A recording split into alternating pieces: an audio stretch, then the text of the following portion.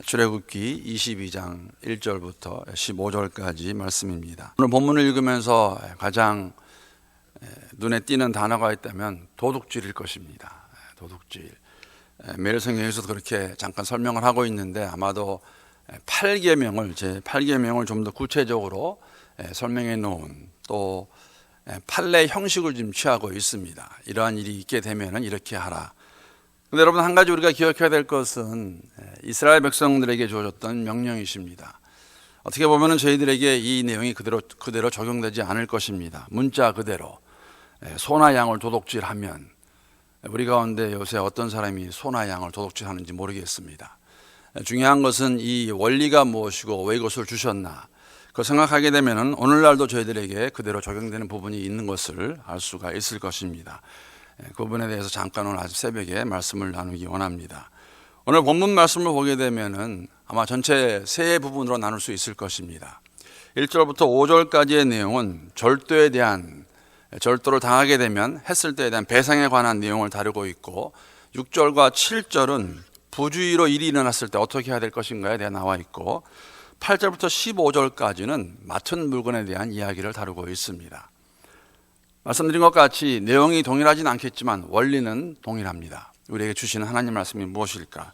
우리 잠깐 먼저 절도에 대한 이야기 함께 나누기 원합니다. 1절부터 5절까지 내용을 만약에 요약하면 이렇게 말할 수 있습니다.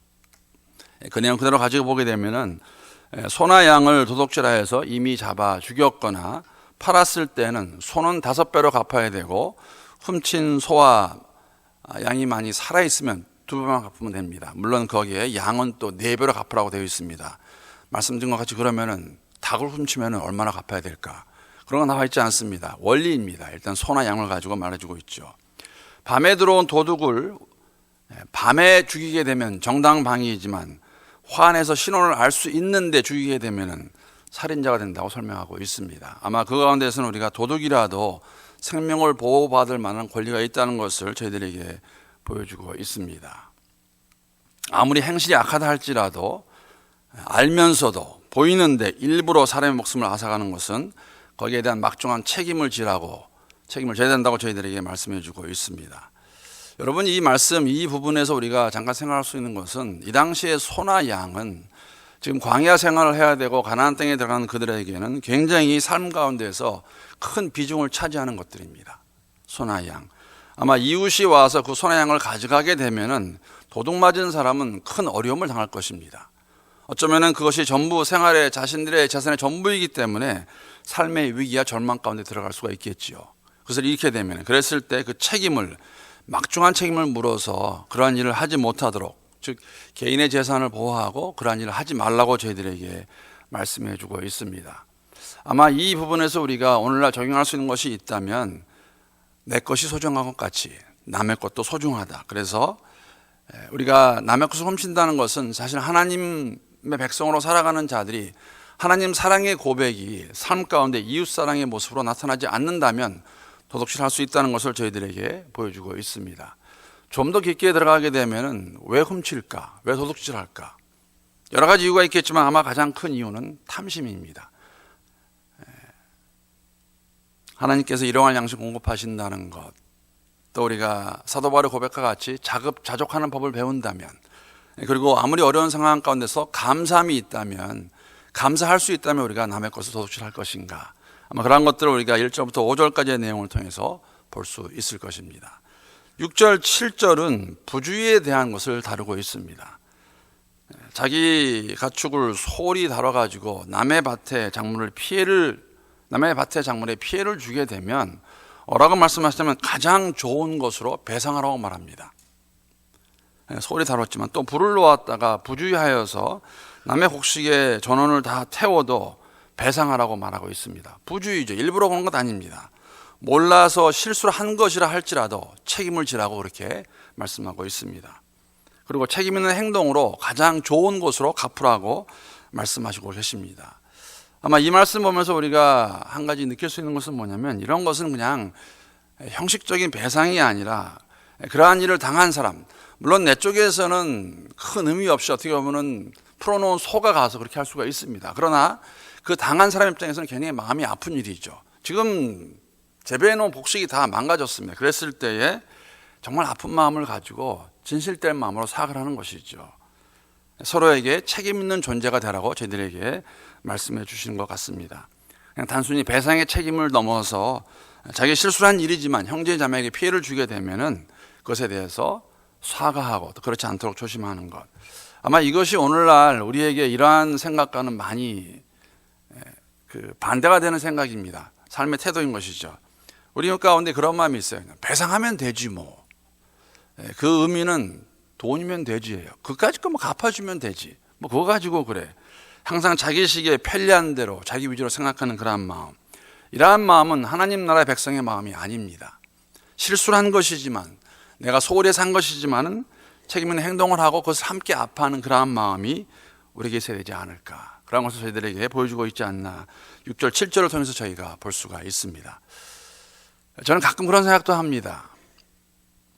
우리가 다 공감하는 것인데 오늘 이 말씀 묵상하면서 여러분 교회가 많이 이렇게 더러워지고 그런 것을 볼 때 저희 부모님이 해주신 말씀이기도 하지만 저는 그런 생각 해봤어요. 만약에 교회가 내 집이라면 우리가 이렇게 할 것인가. 우리 딸들이 항상 불만을 퍼붓는 것이지만 저는 이렇게 뭐가 잘 보이는지 모르겠어요. 이게 다니면서 집에서도 그렇습니다. 그런데 만약에 우리가 내 집이 더러워지고 망가지는 것 안타까워하고 아파하듯이 우리가 교회를 그렇게 볼 수 없을까. 그러한 모습까지도 우리가 어떻게 보면 그 오늘 본문에 있는 6절 7절에 나오는 그 말씀, 내 것이 아까우면, 내 것이 소중하면 남의 것도 아깝고 소중한 것을 우리가 그런 마음을 가져야 되지 않을까. 그 말씀 보았습니다. 마지막은 맡을 무건에 대한 배상에 관한 내용을 다루고 있습니다. 8절부터 15절까지 돈이나 물품 혹은 가축을 맡겼다가 문제가 생긴 경우에는 과실이 분명하면, 맡은 사람이 과실이 분명하면 거기에 해당하는 배상을 해야 된다고 하지만 만약에 재판장에서 그것이 아니라고 하면은 그것을 재판장 앞에서 결백을 주장하고 여호와의 이름으로 맹세하면 믿으라고 말하고 있습니다. 남의 것을 부탁받았을 때에는, 남의 것을 부탁받을 때에도 우리가 조심스러워야겠죠. 아무거나 받을 수는 없으니까 부탁을 받게 되면 최대한으로 잘 지켜줘야 됩니다. 그 책임이 있다는 것이죠. 남의 것, 이웃의 것이지만 내 것같이 생각하고 잘 지켜주고 보호해주는 것 우리에게 보여주고 있고, 그러나 만약에 조심한 경우에도, 그런 경우에도 불구하고 일이 잘못되면 어떻게 해야 되나, 재판장 앞에 가서 그것을 밝혀야 됩니다. 왜냐하면 우리가 사실은 객관성으로 봤을 때 그냥 나는 실수했다라고 말할 수 있지만 누군가한테 인정을 받아야 돼요. 그리고 더 나아가서 오늘 말씀 보게 되면 여호와 앞에서 맹세하라고 말합니다. 정말 내가 실수였다고. 하나님 알고 계신다는 것이죠. 이렇게 보게 되면 여러분, 이 율법은, 이 법률은 사람 관계의 신뢰의 모습을 보여주고 있는 것이죠. 왜냐하면 아무리 이게 맡긴 물건 실수를 했다고 그러지만 종종 우리가 그게 정말 실수인지 고의인지 알 수 없습니다. 그걸 증명하라는 것이죠. 증명하는 가운데 더 우리에게 어려움을 주고 힘들게 할 수 있는 것은 뭐냐면은, 그리고 우리의 마음을 돌이켜보게 하는 건 뭐냐면은 여호와 앞에서 맹세하라. 하나님 앞에서 아니라고 내가 맹세할 수 있느냐 하는 것을 저희들에게 말해주고 있습니다. 여러분, 지금 우리가 출애굽기를 22장을 보았는데 20장부터 24장까지의 23장까지의 내용은 지금 어떻게 보면 십계명을 주시고 그 안에서 좀 더 자세하게 좀 다루고 있고, 24장에 가게 되면 언약을 맺으실 것입니다. 언약의 모습이 나옵니다. 우리가 오해하지 말아야 될 것은 이러한 일을 다 행하면 언약을 하시겠다는 의미가 아니십니다. 먼저 십계명을 주시고 오늘 말씀드린 것 같이 판례의 형식을 좀 보여주셨어요.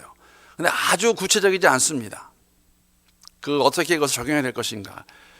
앞으로 언약을 맺을 이스라엘 백성들이 이렇게 살아야 되는 걸 보여주고 있는 것이죠. 이것이 다 되면 언약의 백성이 되는 것이 아니라, 내가 너 언약을 맺을 텐데 새로운 공동체로서, 언약의 공동체로서 너희들은 이 십계명을 가지고 이렇게 살아라. 이런 일이 생기면은 이렇게 적용하라 보여주고 계시는 것이죠.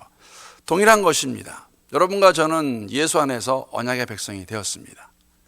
언약의 백성으로서 예수 공동체로서 어떻게 살아야 될 것인가, 그러한 부분들을 보여주고 있는 것이죠. 우리도 오늘 하루를 살아가면서 예수 공동체에게 허락하시는, 예수 공동체에게 원하시는, 주님께서 바라시는 책임과 의무가 있습니다. 왜? 우리가 하나님의 사람이기 때문에. 그걸 기억하는 가운데 우리 개개인의 삶과 공동체의 삶이 그러한 모습으로 더 나아갈 수 있는 우리 모두가 될 수 있기를 주님의 이름으로 축복합니다.